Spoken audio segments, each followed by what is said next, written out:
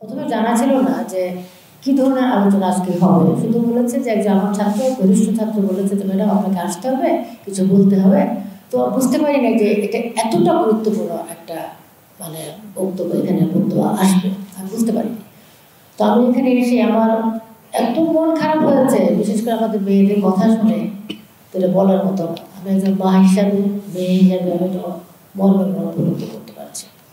সাইমা আপা অনেক চমৎকার বলেছেন, আমাদের মেয়েরা যে কথাগুলো বলেছেন, মনে হচ্ছে না আমি যদি সেই সময়টায় থাকতো আমি তো ওদেরকে প্রোটেস্ট করতে পারতাম। জানি না আমি এদেরকে কি বলে বোঝাবো, যারা ভিকটিম হচ্ছে, যারা এখনো হচ্ছে। কিন্তু আমার একটাই প্রশ্ন, এখন যে যদি হয় সেটাকে যেন আমরা সবাই মিলে সম্মিলিতভাবে প্রোটেস্ট করি, এটাই হচ্ছে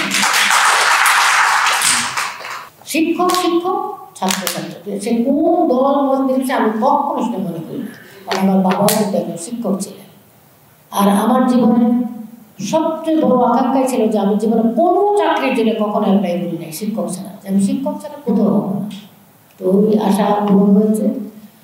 তবে আজকে যে ফেলো ফিলিংস, সেটা আমি বলতে চাই, তাদের কথা শুনেছি, এখনো যারা বিপদ সম্মুখীন হয়ে আছো, যারা অসুস্থ আছো, তাদের সবার জন্য আমাদের দোয়া থাকবে। আর ইনশাল্লাহ আমরা কিন্তু এখন এই যে সারা আছেন, সবাই আছেন, আমরা এই ধরনের কর্মকাণ্ডে আমরা ছাপিয়ে পড়বো। আর ফেসিবাদের আবার কোনো উত্থান না হয় সেটা কিন্তু আমরা প্রত্যেকেই যেন সজাগ থাকি। আমি শুধু একটা কথাই বলবো, আমরা প্রত্যেকেই যেন সজাগ থাকি, কার কি অসুবিধা হচ্ছে। আমরা ছাত্র, সে কোন দল মত নির্বিশেষে, আমরা চাই না আওয়ামী ফেসিবাদ আবার ফিরে আসে, আবার ছাত্র রাজনীতি শুরু হোক সেই ধরনের, যারা নাকি আমাদের সাধারণ ছেলেমেয়েদেরকে মানে এত কষ্ট দিয়েছে বিভিন্ন হল হোস্টেলে, সে মেয়েদের থেকে শুরু করে ছাত্রদের, সেগুলো যেন আবার ফিরে না আসে।